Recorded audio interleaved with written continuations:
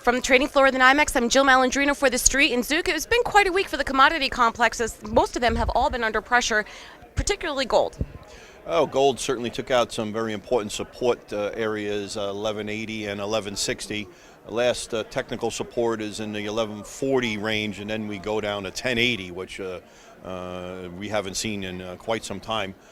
So the technical support numbers have led to additional short selling, and with the destruction of the euro and the strength of the dollar, that's just given it some more momentum to the downside. What are traders thinking in terms of interest rates? Maybe a little bit closer to the second half of the year, more so than 2016? Well, we do have another clue coming up next week with a Fed meeting, so we'll get a little peek into what they might be thinking if they take certain words out.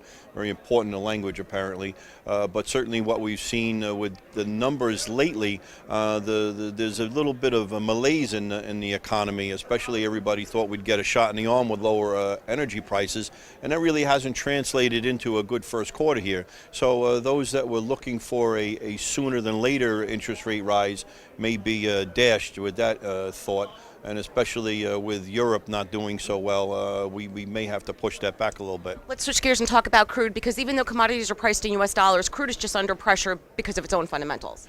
Yes, the fundamental picture taking over big time.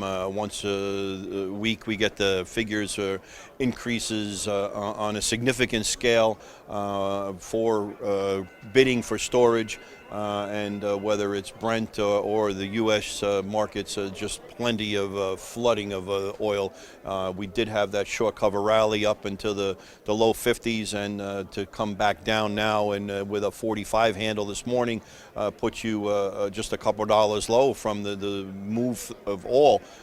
Goldman coming out with a report that there should be lower prices sooner than later, and certainly $30 crude oil is not out of the question, and everybody does talk about this $20 number if the storage facilities in the United States get full up. So right. There's nothing to turn that tide right now, and with a little bit of world downturn in terms of economics, so where's that demand going to come from? Right. Well, I mean, do you think it's because refiners aren't at full capacity at this point, too? And then you also have the summer driving season, which could create some demand. Well, crude oil is one thing, gasoline another.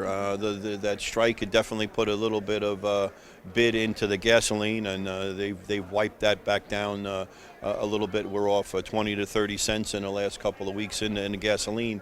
So those are two different animals, and we are coming to a different season. But if you have a wash with crude oil, that's going to translate into refining capacity, and if they crank those up, you're going to have more gasoline and probably lower numbers there. Okay, thanks very much, Zuc. From the trading floor of the NYMEX, I'm Jill Malandrino for TheStreet.